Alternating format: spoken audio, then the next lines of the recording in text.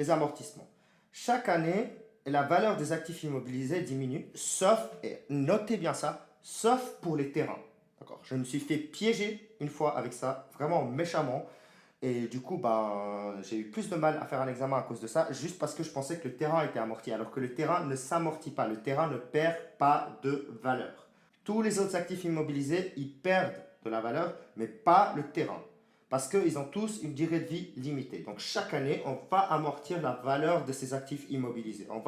Ils vont perdre, on va enregistrer chaque année une partie, une perte de leur valeur. D'accord? Et du coup, pour comptabiliser la perte de valeur, eh bien, on a deux techniques. On a l'amortissement linéaire et l'amortissement dégressif.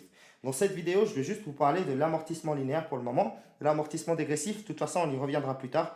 C'est matière à examen et c'est matière à ce semestre. Mais d'abord, parlons de l'amortissement linéaire. Donc, qu'est-ce que c'est l'amortissement linéaire? On estime la durée de vie de l'actif. Par exemple, les machines vont durer pendant 10 ans. On se dit, ok, nos machines, je les ai achetées cette année et je me dis, ok, ils vont durer au maximum 10 ans. Donc, s'ils durent pendant 10 ans, s'ils durent 10 ans, je vais faire en sorte qu'ils perdent chaque année de la valeur jusqu'à la 10e année. D'accord? Où elle ne vaudra plus rien. Donc, on divise la valeur historique, donc la valeur à laquelle on a acheté la machine, par le nombre d'années de durée de vie. Donc, si on considère qu'elle va vivre 10 ans et qu'on a acheté les machines à 10 000 francs, eh bien, on va diviser les 10 000 par 10. Et chaque année, on a un amortissement de 1 000 francs, ce qui nous donne l'amortissement annuel. Donc, voilà. D'accord? Donc, petit exemple, si en début d'exercice, j'ai acheté une machine à 10 000 francs, d'accord? En fin d'exercice, elle aura perdu 1 000 francs parce que la valeur de la machine, elle se détériore. Et donc, du coup, je l'ai acheté à 10 000 francs et je considère qu'elle va durer pendant 10 ans. Donc, chaque année, je vais diviser les 10 000 par 10 et chaque année, la machine va perdre 1 000 francs. Et donc, du coup, la valeur de la machine va perdre 1 000 francs. Et du coup, on passe de 10 000 à 9 000. Et l'année d'après, on recommence l'opération. Au début de l'année, elle vaut toujours 9 000 au bilan d'ouverture. Et au bilan de fermeture, une fois que l'année est terminée, eh bien, la machine aura perdu encore 1 000 francs parce qu'elle est moins bien, elle se détériore, etc. jusqu'à arriver à zéro. Et ça, c'est ce qu'on appelle l'amortissement linéaire. C'est très facile. D'accord? Passons à la suite. Du coup, là, comment est-ce qu'on va rentrer ça dans notre bilan? Eh bien, bilan de clôture 2018, d'accord? Et bilan de clôture 2019. Donc, bilan de clôture, à la fin de l'année 2018, elle aura 9 000.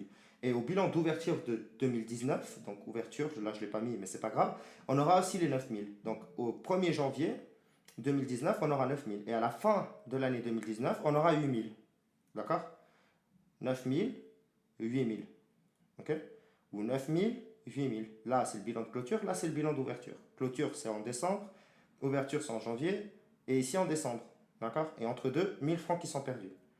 Magnifique. Et la juste valeur des actifs, on ne va pas en parler tout de suite. D'accord? Et c'est la valeur des actifs tels qu'ils sont échangés sur le marché. Et ce qu'on va faire, en fait, pour estimer la valeur de ces actifs, c'est qu'on va regarder combien d'argent est-ce qu'ils vont engendrer dans le futur et actualiser à aujourd'hui. Et ça, c'est le cours de maths. En fait, on parle de maths financière. Donc, en cours de maths, vous allez faire des maths fines, en fait, et puis vous allez faire ce genre d'actualisation. Et en finance, en deuxième année, vous allez actualiser les cash flows futurs à aujourd'hui. Et du coup, tout l'argent qu'on va gagner dans le futur grâce à cet actif, eh bien, on va lui poser un taux d'actualisation. Normalement, vous allez voir ça en cours de mathématiques. Et vous allez les ramener à la valeur aujourd'hui. Et c'est ça la valeur des actifs sur le marché, échangés sur le marché. D'accord?